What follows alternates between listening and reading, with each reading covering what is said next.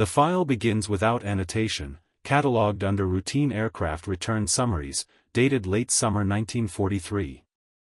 The paper stock is thin, the ink uneven where the typewriter ribbon had begun to fade.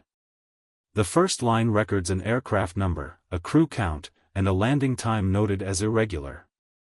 The next entries list fuel remaining, runway condition, and wind direction, all marked within normal limits.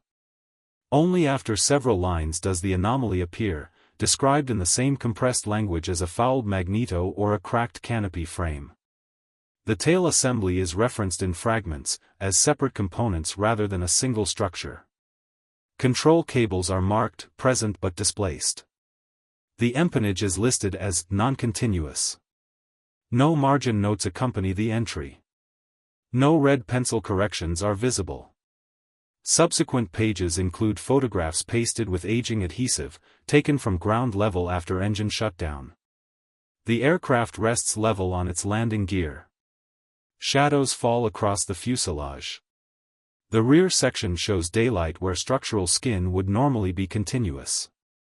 The log closes with a maintenance routing stamp and a transfer note to engineering review, filed without emphasis, as if the event required no deviation from established procedure.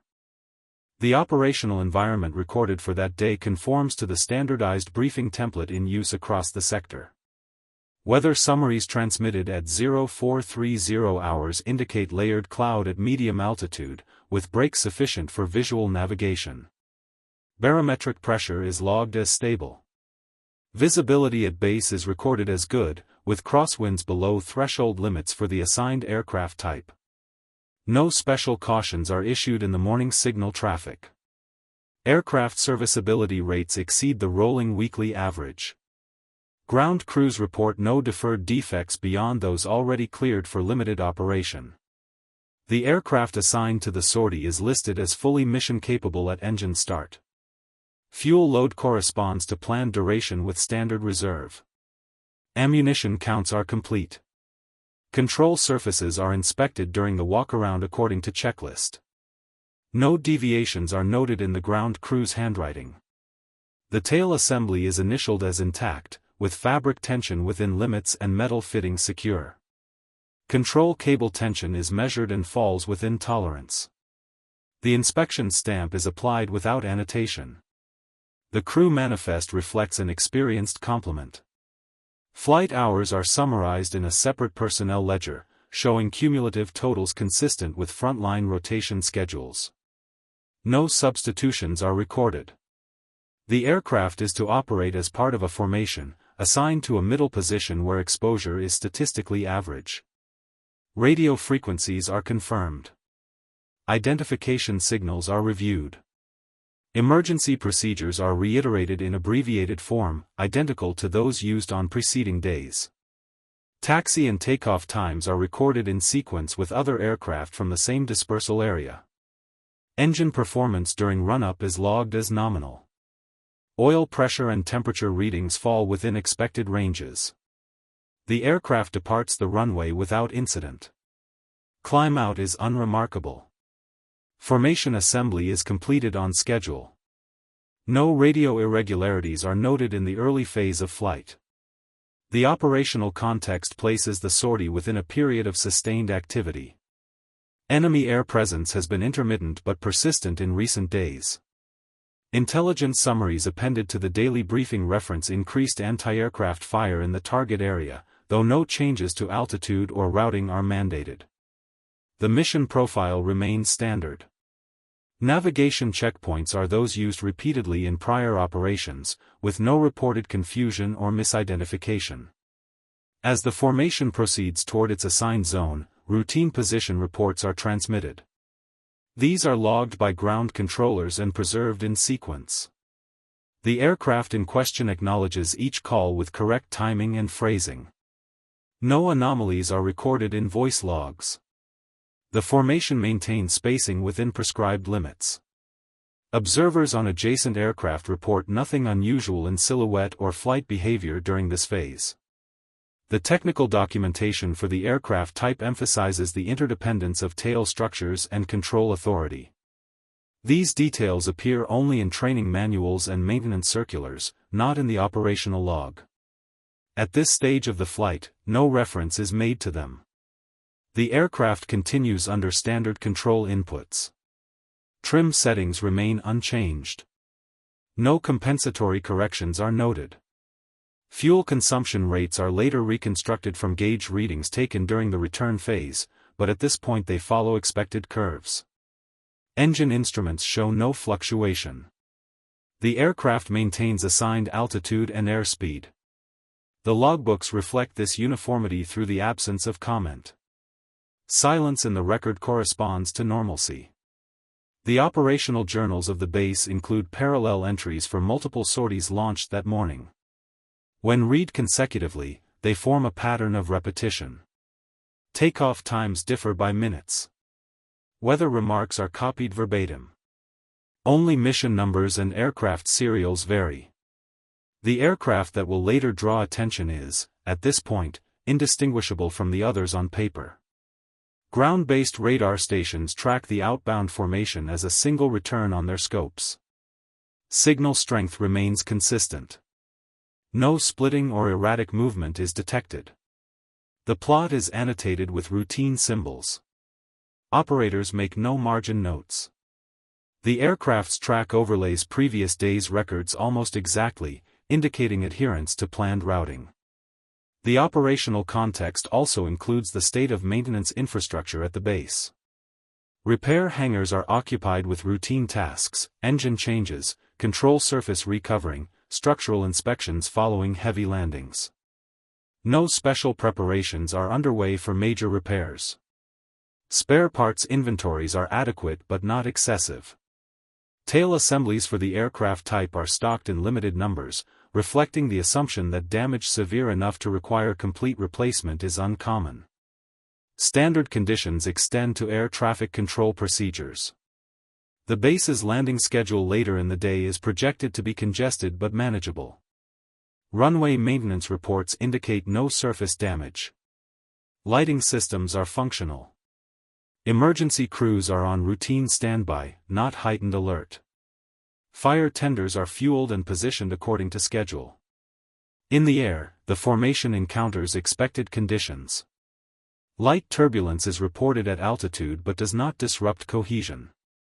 No icing is observed. Control forces remain normal.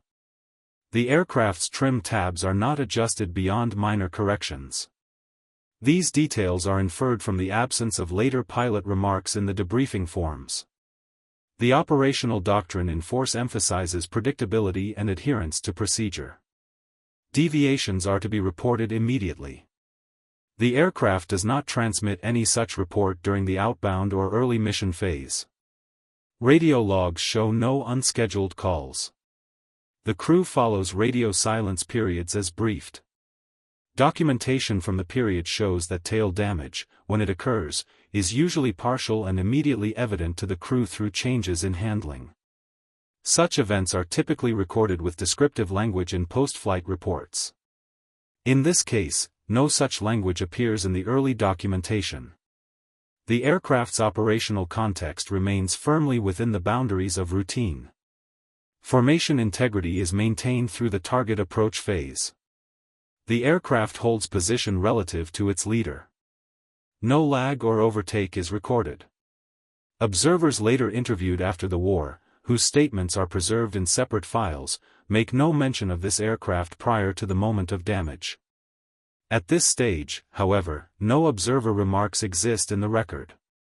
The Base Operations Center continues to log inbound and outbound traffic from multiple squadrons. Chalkboards are updated. Clerks transcribe times. The aircraft's identifier is written and erased as expected. No special markings are applied. The administrative rhythm of the day proceeds uninterrupted. Technical orders applicable to the aircraft type specify inspection intervals for tail components, particularly control cables and attachment points. The last inspection date is within limits. No deferred maintenance actions are outstanding. The aircraft's record card shows a clean sequence of stamps and signatures. There is no indication of latent defect noted by maintenance personnel. The operational context is further defined by the absence of contingency planning specific to tail loss scenarios. Emergency procedures cover control failure in general terms, but full empennage separation is not treated as a survivable condition in manuals of the period. This absence is implicit rather than stated. It is reflected in the lack of checklists or training notes addressing such an event. Meteorological logs from nearby stations corroborate the base's weather assessment. Wind speeds at altitude are moderate. There are no sudden frontal systems. The sky conditions are stable. These records, when aligned with the flight timeline, indicate no environmental stressors beyond those routinely encountered. The aircraft's navigation instruments are later inspected and found undamaged, but at this stage they function normally. Compass deviation cards are valid. Gyroscopic instruments are calibrated. No drift beyond expected limits is recorded. The aircraft's course corrections are minimal. The operational context also includes the enemy's known capabilities.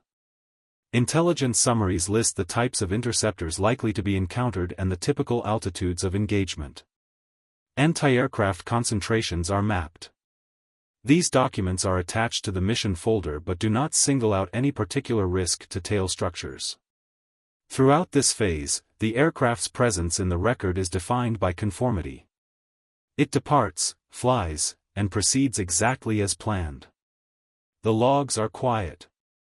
The silence is procedural rather than narrative, reflecting the expectation that nothing of note occurs unless otherwise stated.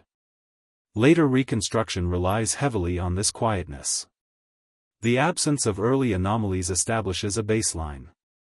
At the time, however, no such reconstruction is intended. The paperwork is generated for immediate operational needs, not for future analysis. Clerks and officers fill in fields and move on to the next line. The base's daily summary, compiled in the evening, lists sorties flown, aircraft returned, aircraft lost, and personnel casualties. At the time of compilation, the aircraft in question has not yet landed, and its status is marked as pending. This is not unusual given mission duration. No concern is expressed in the summary draft. The operational environment thus remains unremarkable. Procedures are followed. Conditions are standard. The aircraft functions within expected parameters. The scene, as preserved in documents, is one of routine military aviation, recorded without emphasis, awaiting the moment when deviation will require notation. The transition from routine to deviation occurs without a clear timestamp in the surviving records. Radio logs show a gap between scheduled position reports, attributed at the time to atmospheric interference.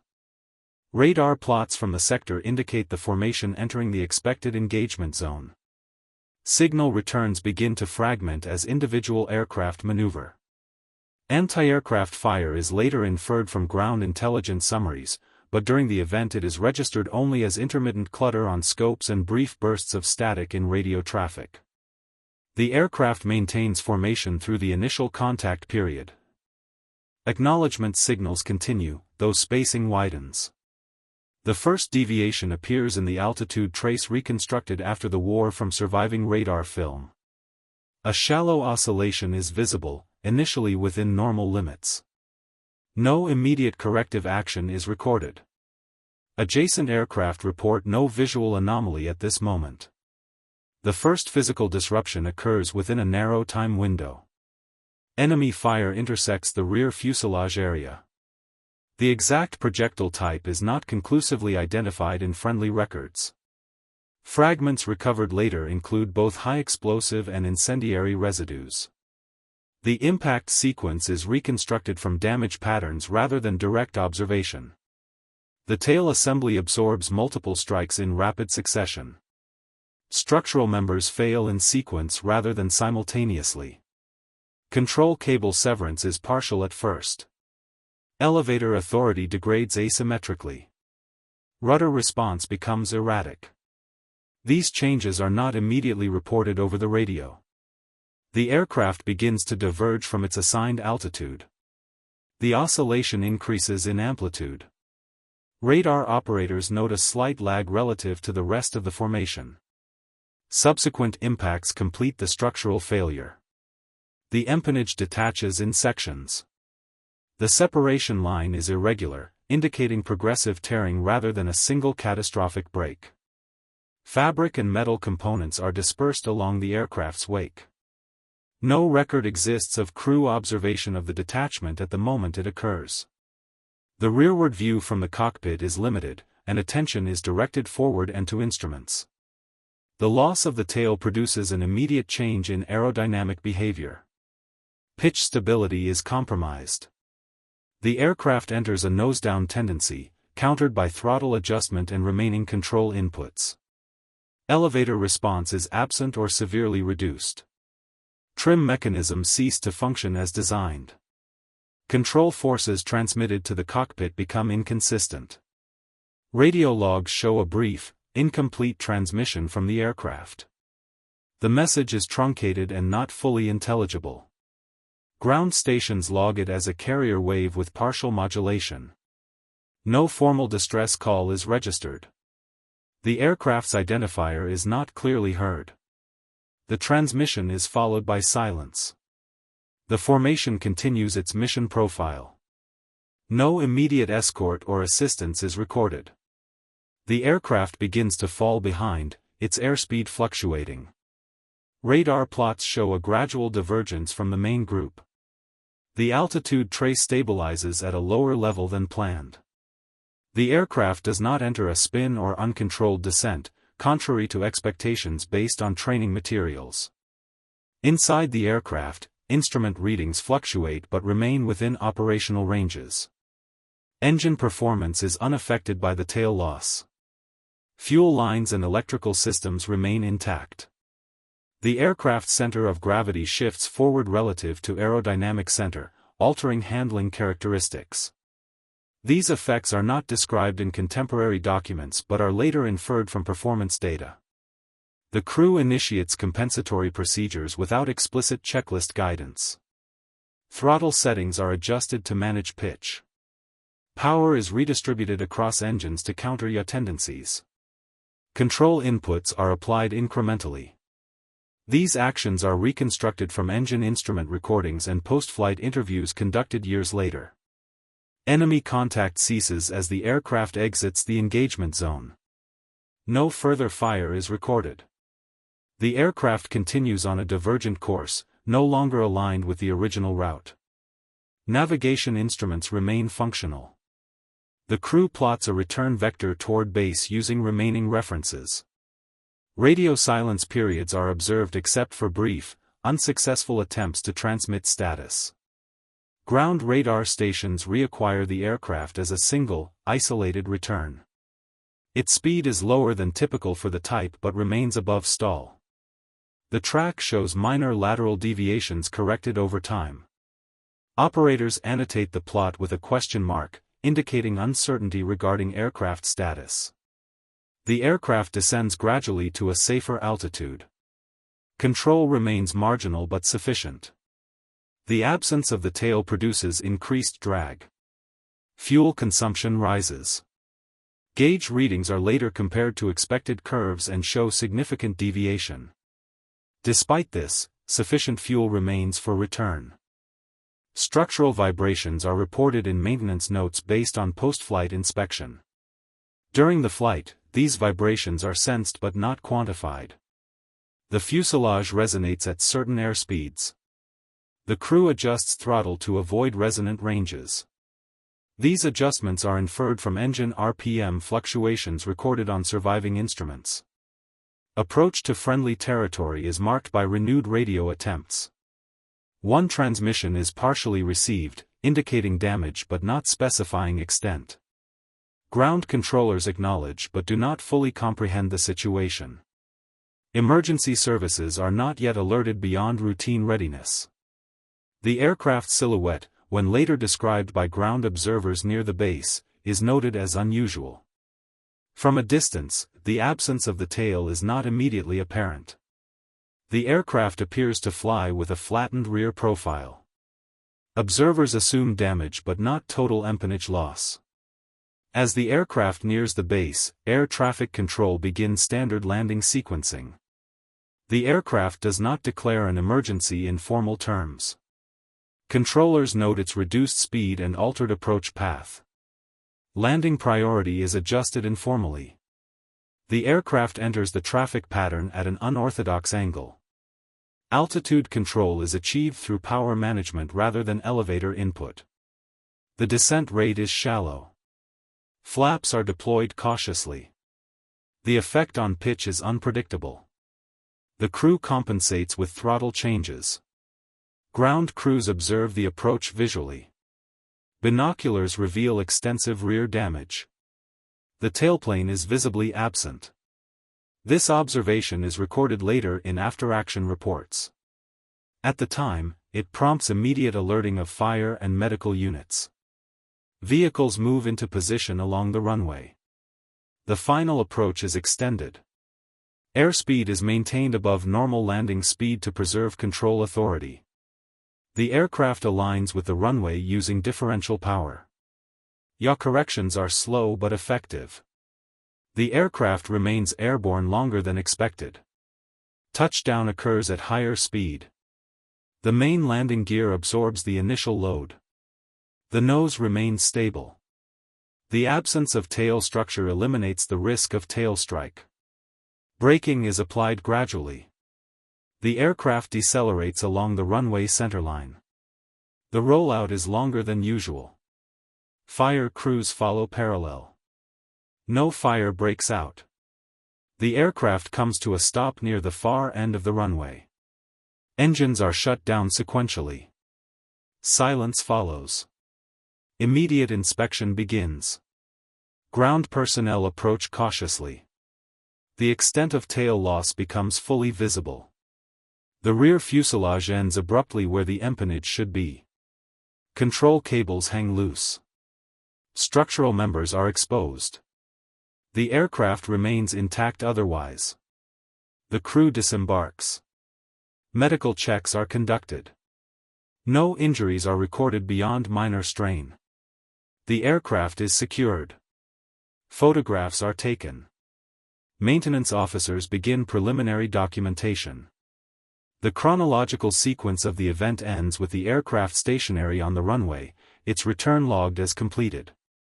Enemy documentation relevant to the event survives in fragmented form, dispersed across air defense logs, interceptor unit diaries, and post-engagement ammunition expenditure reports. These materials were not intended to be correlated with friendly loss or return records and contain no reference to the aircraft's eventual landing. Their value lies in temporal overlap and technical description rather than narrative intent. Anti-aircraft battery logs from the sector list multiple engagements during the same time window. Entries are organized by minute, with bearings, estimated altitudes, and ammunition types expended. One battery reports firing at a formation crossing its zone at medium altitude, noting a concentration of bursts aimed at the rear elements. The log records a perceived strike on one aircraft, described only as rear section affected, followed by observation of debris separating and falling. No confirmation of destruction is claimed. The battery commander annotates the entry with a standard phrase indicating uncertain result. A separate flak unit diary mentions observing an aircraft leave formation trailing material. The description uses technical language referring to stabilizing surfaces, though the terminology is inconsistent, reflecting varying levels of training among observers. The diary notes that the aircraft did not immediately descend steeply, contrary to expectations. No follow-up engagement is recorded, as the aircraft moves beyond the effective range. Interceptor squadron records include a sortie debrief in which a pilot reports firing a short burst at an aircraft's rear fuselage. The time stamp aligns approximately with the friendly aircraft's damage window. The pilot describes seeing structural separation aft, followed by loss of visual contact as he breaks away to avoid collision with debris. The report does not claim a confirmed kill.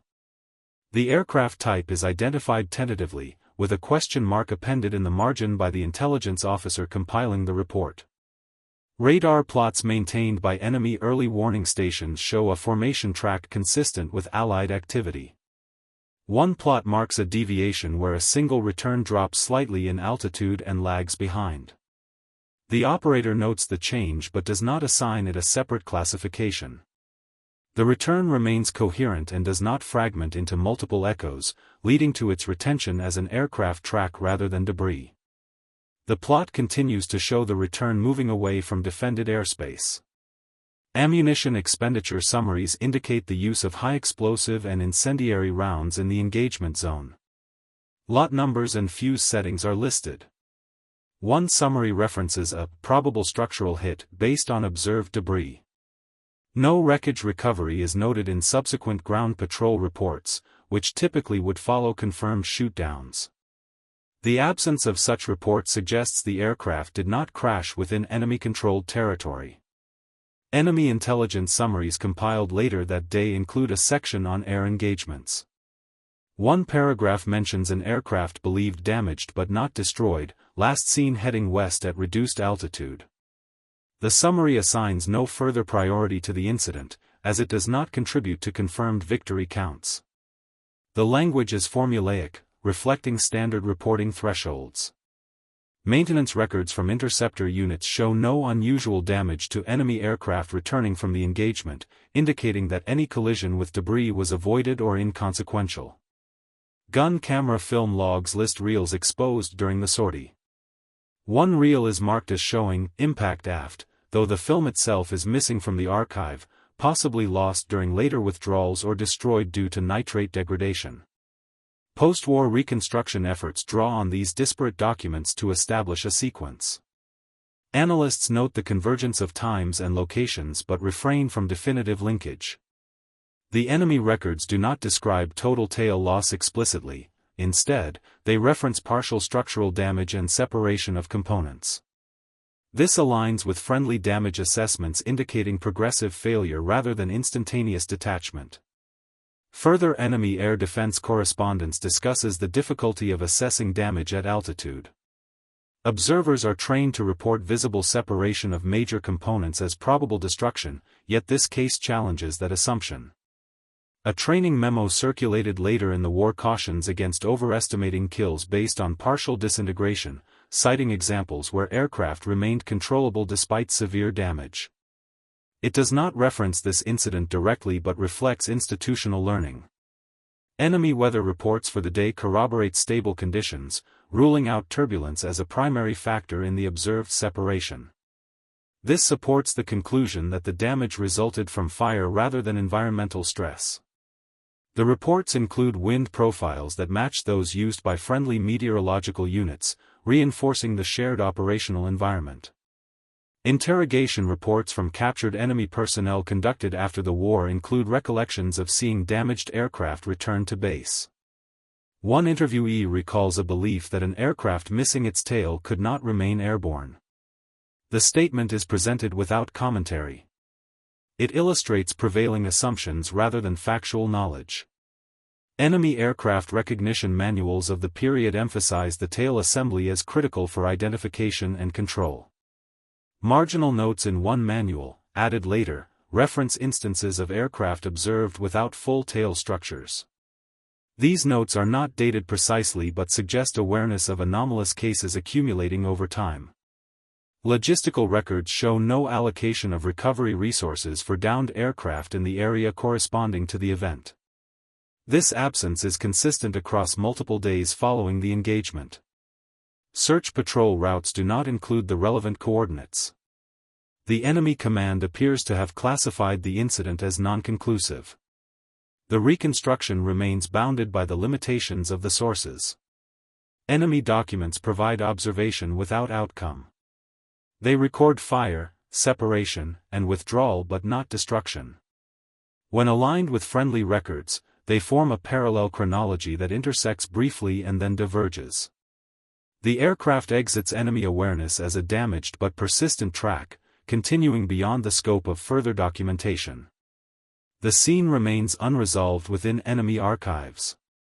Their records close the event as incomplete, filed among routine engagements with uncertain results, leaving the aircraft's subsequent return beyond their documented horizon.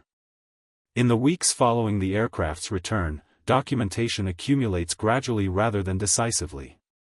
The first entries appear in maintenance routing logs, where the airframe is reassigned from operational status to engineering assessment. The transfer is stamped and dated. No special notation accompanies the change.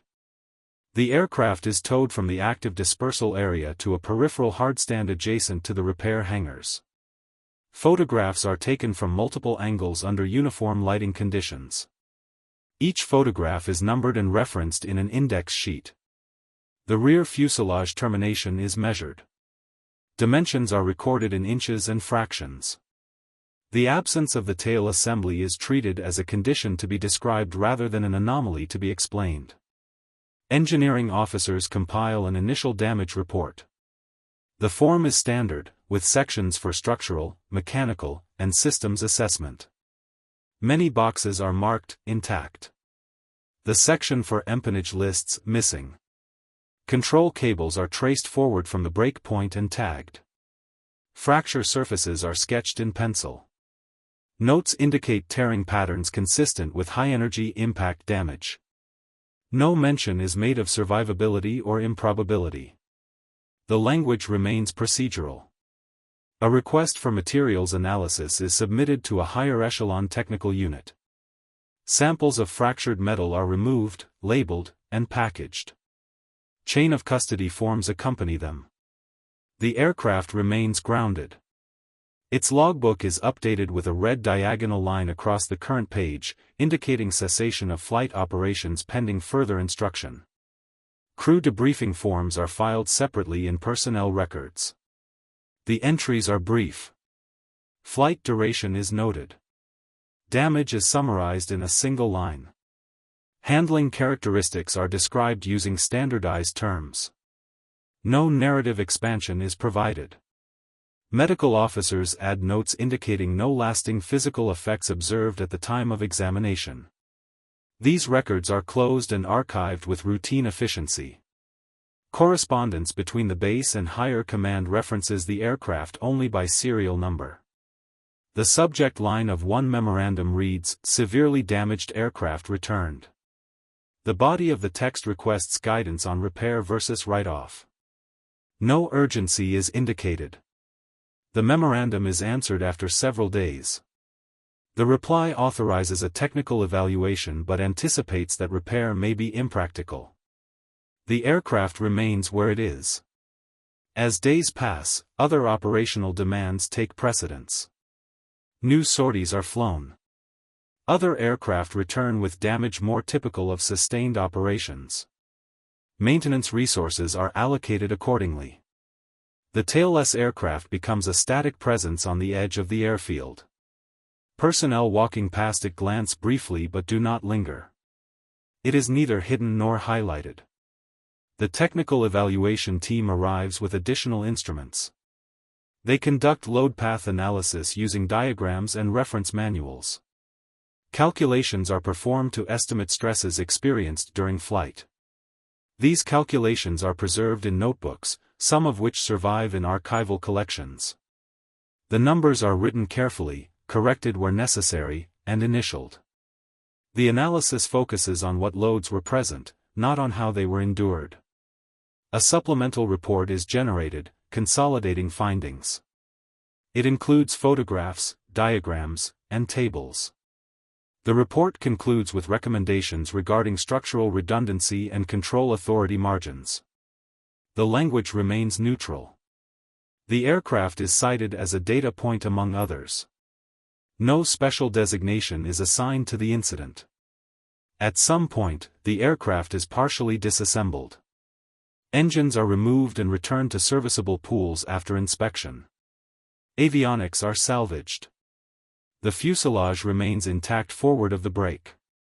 The rear section is left exposed. Eventually, a decision is made to strike the aircraft from inventory. The action is recorded on a form with multiple carbon copies.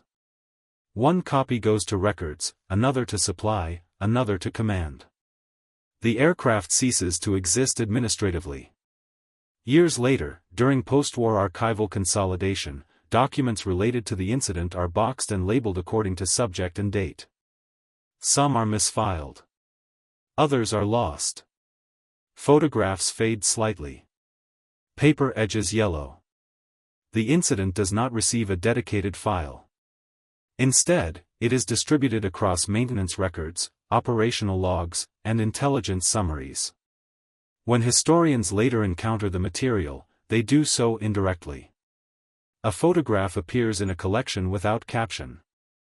A maintenance note is read alongside hundreds of others. The aircraft story is reconstructed only partially, through alignment of dates and serial numbers. Gaps remain where documents were never created or did not survive. Enemy records, captured and translated, are filed separately.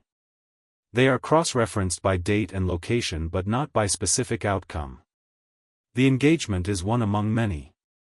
The damaged aircraft is not identified by serial or squadron.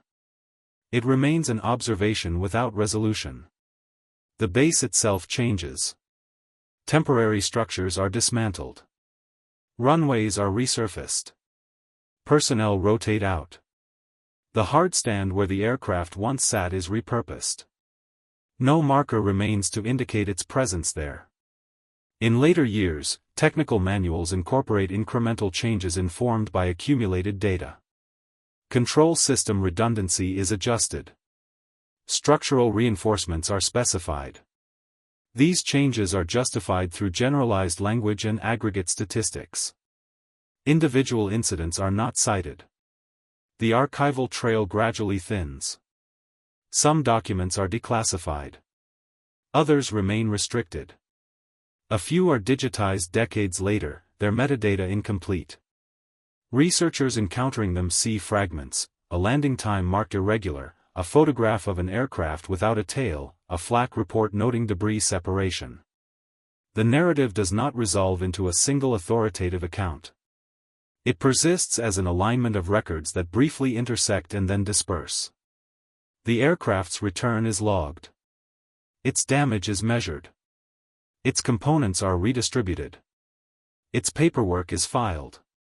In the end, the archive settles into stillness. Boxes are closed.